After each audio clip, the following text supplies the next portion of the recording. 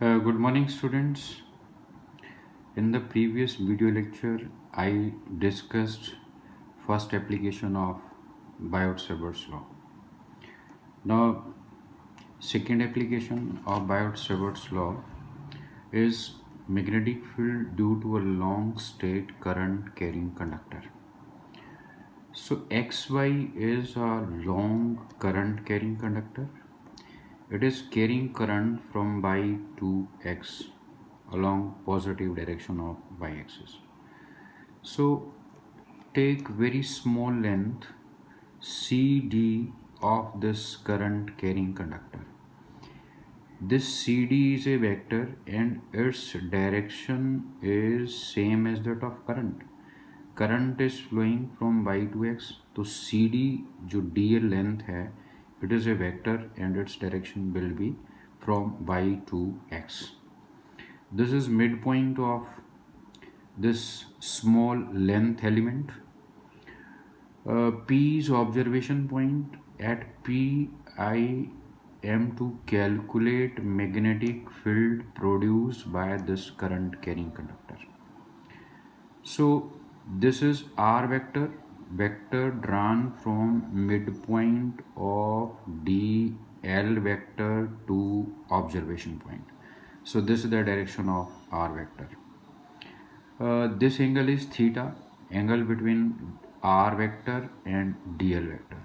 So according to Biot-Savart's law, magnetic field due to this small length dl of this current carrying conductor at point P is given by this. Now I want to change this theta into phi. I want to write this equation number 1 in terms of phi instead of theta. So look in the triangle PMC. Here PM is perpendicular drawn from observation point P onto current carrying conductor.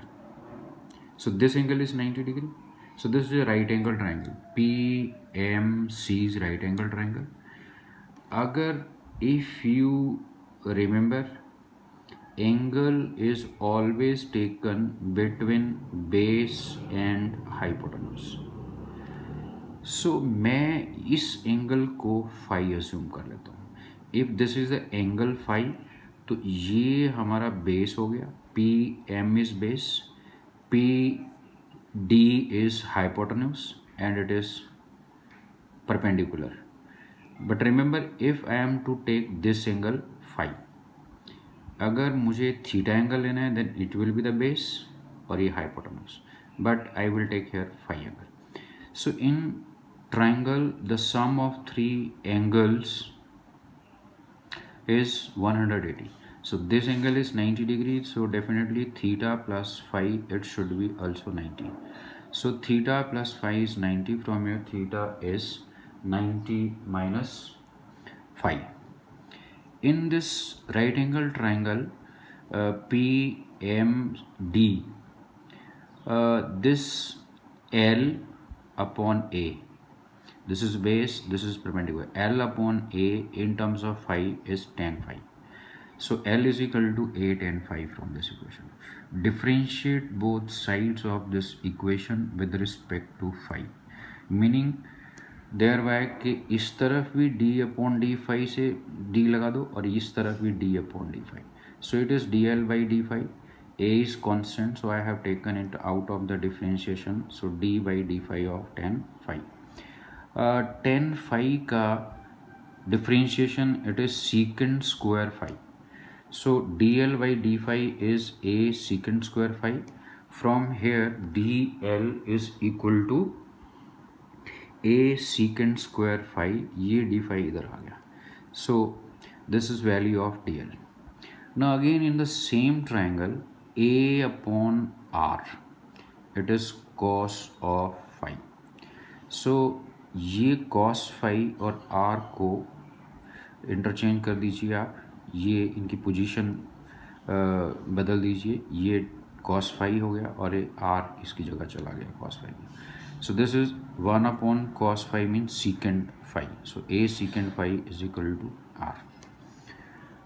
Now then put values of all these quantities theta, dl and r in this equation number 1. जो box में equations है वहाँ से values आप एक number equation में डालिए. Theta की वैल्यू पुट कीजिए, theta is equal to 90 minus 5. D L की वैल्यू पुट कीजिए यहाँ पे, D L is equal to a second square five D five. R की वैल्यू यहाँ से पुट कीजिए यहाँ पे. So we will get D V is equal to K I, this is small a, this is small a here. Value of D L की value a second square five D five and sine theta, theta की जगह 90 minus 5 और ये है value हमारी are की. Are square है नीचे डिनोमिनेटर में. This second square and this second square cut गए, यहाँ पे डिनोमिनेटर में ए स्क्वायर आएगा, एक पावर कट गई इसके साथ. So we are left with this. Now in order to calculate magnetic field due to entire length of this conductor, we will integrate this equation. So this angle is phi. तो सबसे बड़ी value नीचे की तरफ ये आएगी. If I join P point with by, then this will be the largest value of angle phi. Let it be, this angle is phi 1, and above this equation line PM, this is the maximum value of phi above PM. So join P with upper end of this conductor. So these are maximum and minimum values. ये इस line के नीचे ये जो angle है we will take it negative, और इस line के ऊपर जो एंगल है it is positive. So we can say limits on phi are phi minus phi 1 to plus phi 1. So here in this equation variable of integration is phi. इसमें there were more variables. R variable था, theta variable था. So I changed this equation from 2 variable to 1 variable, which is our phi. So integrate both sides. So integration of dv is b. So this is total magnetic field at point P. Yeah, magnetic field at P due to entire length of current carrying conductor. Remember, it is magnetic field at P due to small length dl of current carrying conductor. So these are the limits on phi. Its integration is sin phi. These are limits. So put upper limit first here. So it is sin phi 2, then minus phi की जगह lower limit, it is sin minus phi 1. We know sin minus theta is minus sine theta, और कुल मिला के ये कह लीजिए कि ये माइनस बाहर आ गया, so it becomes plus. So this is magnetic field at point P due to conductor X by carrying current. Now special cases, if conductor is infinitely long and P lies near the middle point of the conductor, then look here, this is conductor of finite length, this is P point, and this is the perpendicular drawn on current carrying conductor XY, and this point P is almost near the middle of this XY. So these angles are phi 1 and phi 2. Now see, अगर conductor थोड़ा सा बड़ा होता तो ये phi 1 और phi 2 angle बढ़ जाते. ये एंगल छोटा है phi 2, ये थोड़ा बड़ा हो गया. अगर और बड़ा होता कंडक्टर तो ये P और अपर एंड को मिलाने वाली लाइन ये है, तो ये phi2 होता और नीचे वाला हमारा phi1. It is very easy to see कि here this conductor XY and PX line they are not parallel. यहाँ भी this XY conductor and PX they are not parallel. But here see if conductor is large enough तो ये dotted line PX it is almost parallel to current carrying conductor. Although it is not, लेकिन we can say कि this line PX will become more and more parallel to conductor XY when its length is increased. तो ये line जब conductor बहुत ही लंबा होगा, this line PX will run almost parallel to this conductor and this angle will be almost 90. ये perpendicular distance हो जाएगी PX और कंडक्टर के बीच में. So for infinitely long conductor, these angles will become approximately equal to 90. So we can say this is equation or mathematical expression for magnetic field of conductor of finite length. But for conductor of infinite length, phi1 and phi2 they will become almost equal to 90. So इसकी जगह भी 90, इसकी जगह भी 90, sin 90 plus sin 90. sin 90 is 1 और ये भी sin 90 1, so यहाँ 2 आ जाएगा, 1 plus 1 2. So this is magnetic field at point P due to infinite long state current carrying conductor. Now if conductor is infinitely long and P lies near end X, look here. Here the point P was somewhere in front of middle point of the conductor. M is almost middle point, इसके सामने है P. लेकिन यहाँ पे ये आपका middle point है. This point P is more close to X than the lower end y of the conductor. So अगर ये P point यहाँ के बजाय यहाँ चला जाए तो ये हमारा phi2 एंगल और ये phi1. थोड़ा और ऊपर ले जाएं हम इसको इधर. We are moving point P towards X. तो यहाँ पे P पॉइंट और ऊपर वाले एंड X के ज़्यादा पास हो गया. So this is your phi2, this is phi1. और यहाँ पे P पॉइंट और इस अपर एंड X के और क्लोज हो गया. So this will be your phi2 और नीचे वाला phi1. सी क्योंकि कंडक्टर इनफाइनाइट लॉन्ग है तो ये लाइन P और Y को ज्वाइन करने वाली this line is almost parallel to this current carrying conductor XY. ये conductor XY, this is line PY, it is almost parallel.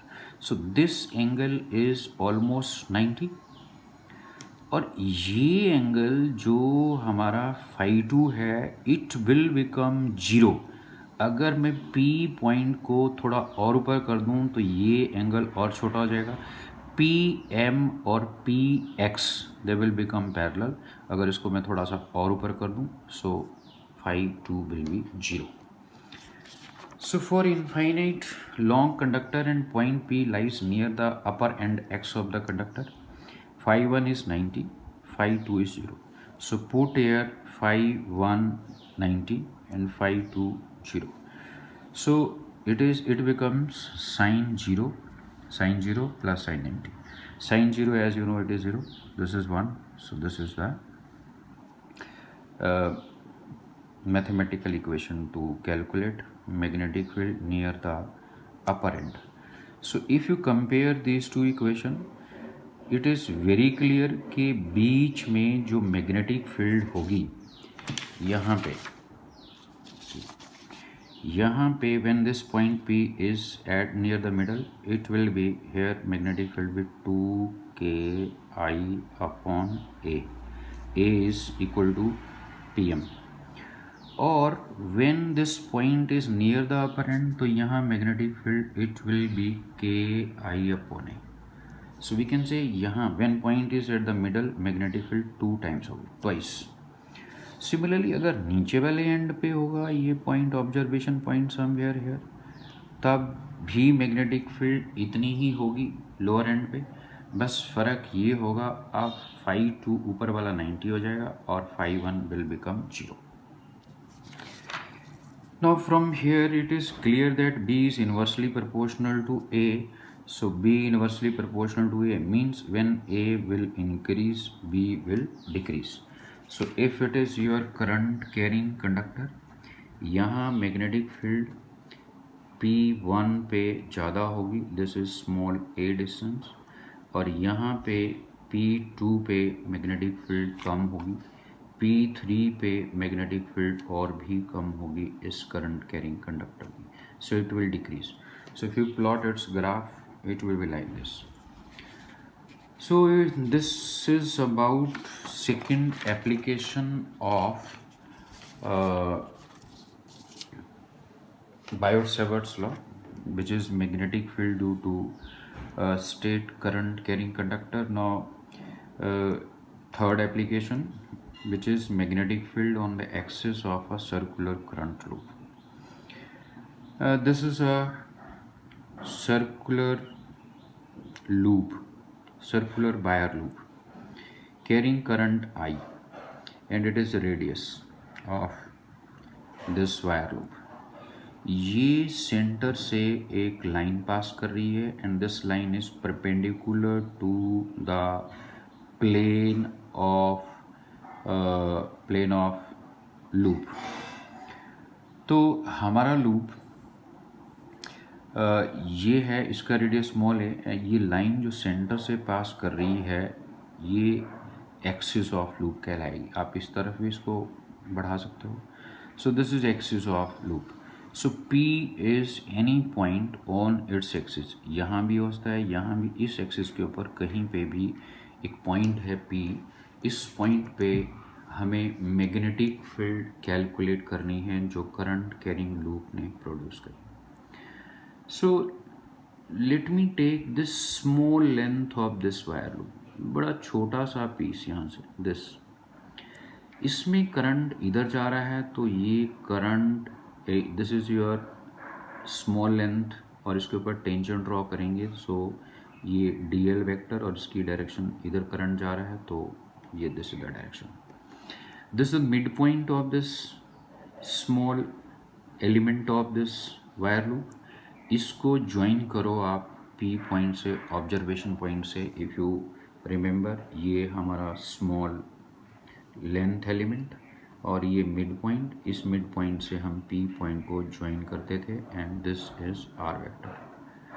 So this angle is theta. So it is angle between dl vector and R vector theta. तो यहाँ पे ये angle which is impossible to show here, it will be 90 degree between dl vector and this R vector. ये R vector होगा इस तरफ जिसको कि मैंने R ही लिखा है, बट इन दोनों के बीच में angle it will be 90 degree. So according to Biot-Savart's law, magnetic field due to this small length element at point P, it will be KI dl sin theta की जगह 90 upon R square. Sin 90 as you know it is 1, so this is magnetic field at point P due to small length of this current carrying wire loop. Now you know dB vector is KI dl cross R vector, if you remember, upon R cube.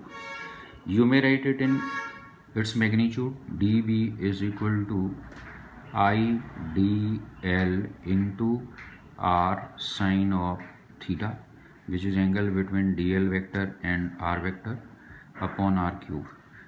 One power of R will cancel, so this is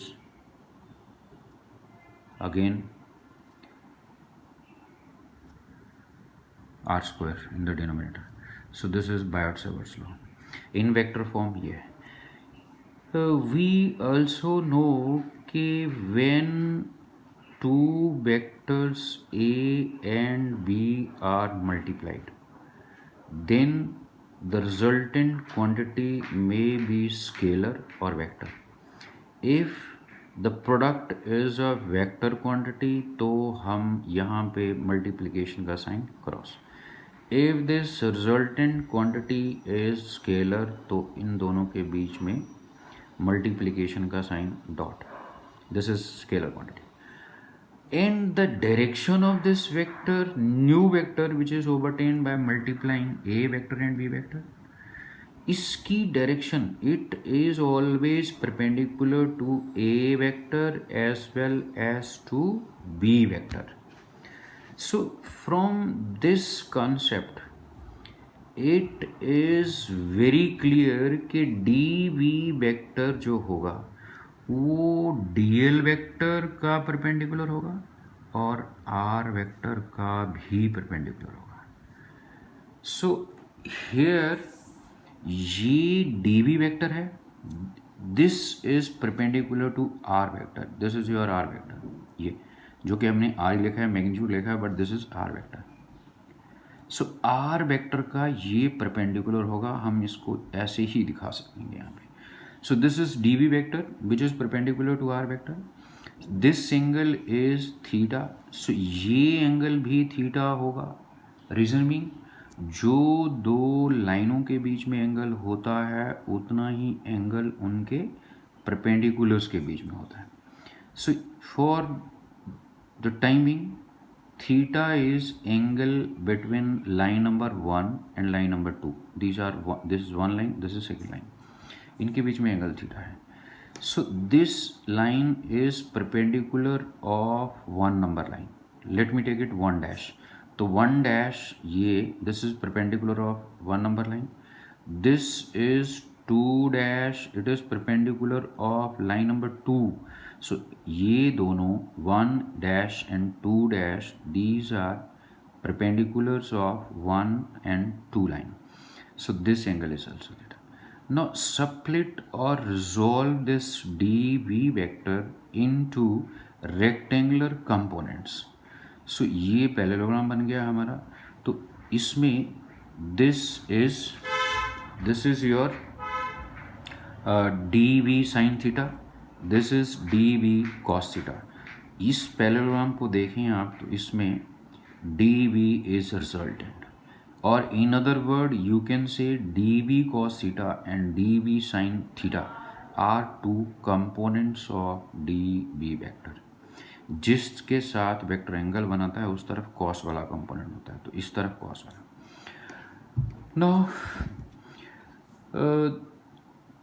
now take a small length just opposite to this. ये बिल्कुल ऊपर वाले top के इसके नीचे, इसके बिल्कुल bottom में अपोजिट. अगेन सेम लेंथ, इसमें करंट इधर जा रहा है, सो इसकी डायरेक्शन इधर होगी. तो इसकी magnetic field at point P, ये हमारा आर वेक्टर हो जाएगा. This is your D L vector. इनके बीच में फिर से एंगल जो है 90, तो इसकी मैग्नेटिक फील्ड जो डी एल लेंथ है यहाँ पे ये इस तरफ होगी. ये इसमें भी करंट आई जा रहा है, ये लेंथ भी उतनी ली हमने जितनी ऊपर थी. तो here magnetic field will be perpendicular to this R vector. ये आर वेक्टर, ये और ये बराबर होंगे. So this is the magnetic field at P due to this small element of current carrying conductor. इसके भी दो कंपोनेंट बनाइए आप. एक ये हो गया डी बी कॉस थीटा, और दूसरा मैंने ये यहाँ के बजाय इसको ये दिखाया है. दिस इज सेकेंड नीचे वाले का कंपोनेंट, इस डी बी का कंपोनेंट ये. सो ये कंपोनेंट और ये आपस में कट गया बिकॉज दे आर अपोजिट. इसका हॉरिजॉन्टल कंपोनेंट डीवी का ये रहा और इसका हॉरिजॉन्टल कंपोनेंट डीवी का ये रहा. So they are in same direction, so they will be added to find resultant. Similarly अगर मैं ये स्मॉल लेंथ लेता हूँ, इसकी मैग्नेटिक फील्ड यहाँ पे डीवी होगी. बिल्कुल इसके अपोजिट ये लेंथ लेता हूँ स्मॉल, इसकी मैग्नेटिक फील्ड नीचे की तरफ होगी. इसकी मैग्नेटिक फील्ड के दो कंपोनेंट, इसकी मैग्नेटिक फील्ड के दो कंपोनेंट. इसका वर्टिकल कंपोनेंट और इसका वर्टिकल कंपोनेंट एक दूसरे के अपोजिट होगा और कट जाएगा। इसका हॉरिजॉन्टल कंपोनेंट और इसका हॉरिजॉन्टल कंपोनेंट वो पॉजिटिव डायरेक्शन ऑफ एक्स इसी तरफ होंगे, वो ऐड हो जाएंगे। Similarly take this small length element, इसकी जो मैग्नेटिक फील्ड होगी डी और जो इसके अपोजिट है इसकी भी डी, इसकी मैग्नेटिक फील्ड के दो कंपोनेंट, इसकी मैग्नेटिक फील्ड के भी दो कंपोनेंट जो बिल्कुल इसके अपोजिट है। इसका वर्टिकल कंपोनेंट इसके वर्टिकल कंपोनेंट के साथ कैंसिल हो गया। इसका हॉरिजॉन्टल कंपोनेंट और इसका horizontal component they will be along positive direction, so add हो जाएंगे। So in other words we can say कि अगर हम इस लूप को छोटे छोटे भागों में बांट दें तो उन सब के हॉरिजॉन्टल कंपोनेंट, उन सभी एलिमेंट्स के, उन सभी पार्ट्स के horizontal component along the positive direction of X axis होंगे और वर्टिकल कंपोनेंट उनके आपस में कैंसिल हो जाएंगे। सो मैथमेटिकली वी विल से कि ये sum of all the vertical components है, इंटीग्रेशन या addition of all the vertical components. ये और ये कट गया, ऐसे ही इसका और इसका भी वर्टिकल कंपोनेंट कट जाएगा, तो सारे वर्टिकल कंपोनेंट्स को ऐड करके जीरो आएगा या उसका इंटीग्रेशन जीरो। ये सारे हॉरिजॉन्टल कंपोनेंट अगर हम 100 पार्ट्स में बांटेंगे तो ये 100 होंगे, 500 पार्ट्स में बांटेंगे इस लूप को तो ये 500 होंगे, अगर इनफाइनाइट पार्ट्स में बांटेंगे तो ये इनफाइनाइट होंगे। तो वो सब जो है उनकी direction along positive direction of X axis होगी, तो रिजल्टेंट मैग्नेटिक फील्ड की डायरेक्शन भी इसी तरफ होगी। And let that resultant is equal to B, इन सब को ऐड करके जो आया that is B. So B is equal to D B sine of theta. Integration is you can say summation changes into integration if number of parts in which this loop is divided are infinity. Now dv हमारा एक number equation में है तो dv की value ये होगी, this is the value of dv। ये sine theta जो है, लुक इन दिस ट्राइंगल, ये ट्राइंगल, इसमें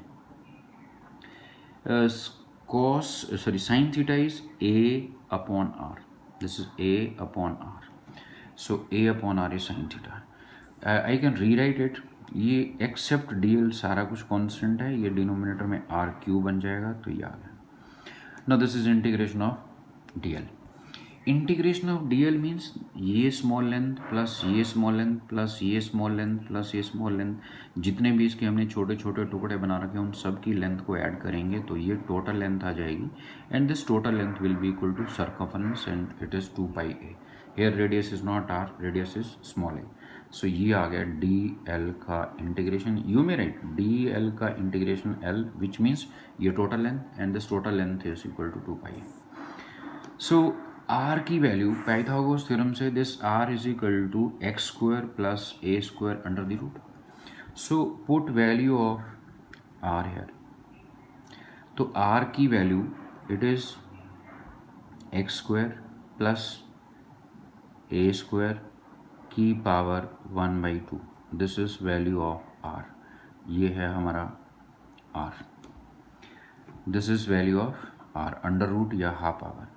तो अगर मुझे दोनों तरफ स्क्वायर क्यूब करना है तो ये r क्यूब, तो इधर भी cube and it is equal to X square plus A square और ये मल्टीप्लाई होगी 3/2।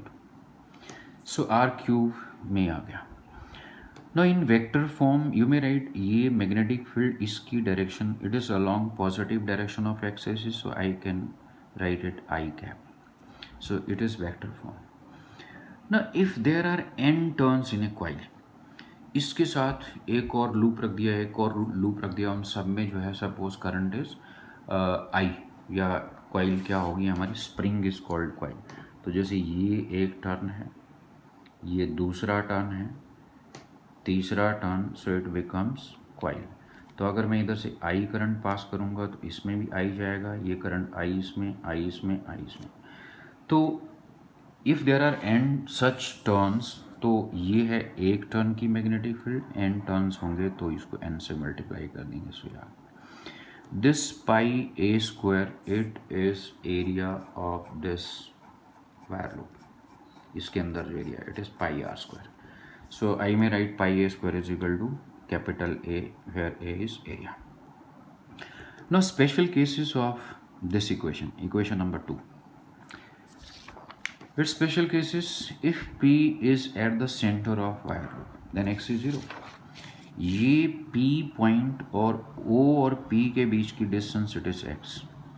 OP is x.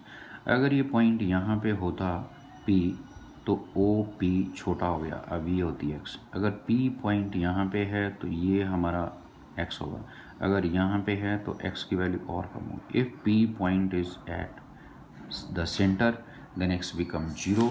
If x is 0 तो यहाँ 0 पुट कर दीजिए, you will get magnetic field at the centre. तो x 0 पुट कर दिया, ये आ गया. और यही मैग्नेटिक फील्ड हमने 1 नंबर एप्लीकेशन में करी थी, magnetic field at the centre of current carrying loop. Same relation special case में. ना in case x is greater than a, इसका जो रेडियस है ये बहुत छोटा है, लेट इट बी 2 सेंटीमीटर, और ये पॉइंट बहुत दूर है, let it is equal to 100 centimetre. तो इसका स्क्वायर आएगा हमारा 4 और इसका स्क्वायर आएगा x का 10 rays power 4 means 10,000. So x square is 10,000 and इसमें मैं a स्क्वायर जमा नहीं भी करूं विच इज़ 4 तो कोई बहुत ज़्यादा फ़र्क नहीं आएगा. x square plus a square is equal to 1000 plus 4. So I can neglect this 4. I can consider that this is approximately equal to 0. So if a is very small, its square can be neglected. So if square is neglected, यहाँ पे जो हमारा x a square था उसको मैंने neglect कर दिया. So x की पावर 3/2, x की पावर 2 और इसकी पावर फिर से 3/2. So this is x raised power 2 multiplied by 3/2, so it gives us x cube. So this is the magnetic field at a point P which is at very large distance from center of current carrying loop. Now in case x is equal to a, so यहाँ पे ये x a के बराबर हो गया, यहाँ तो already 2 number equation में a स्क्वायर है. So this will be the magnetic field at a point whose distance is equal to radius of the current carrying wire loop. So that's all about application part of Biot-Savart's law. So thank you for watching.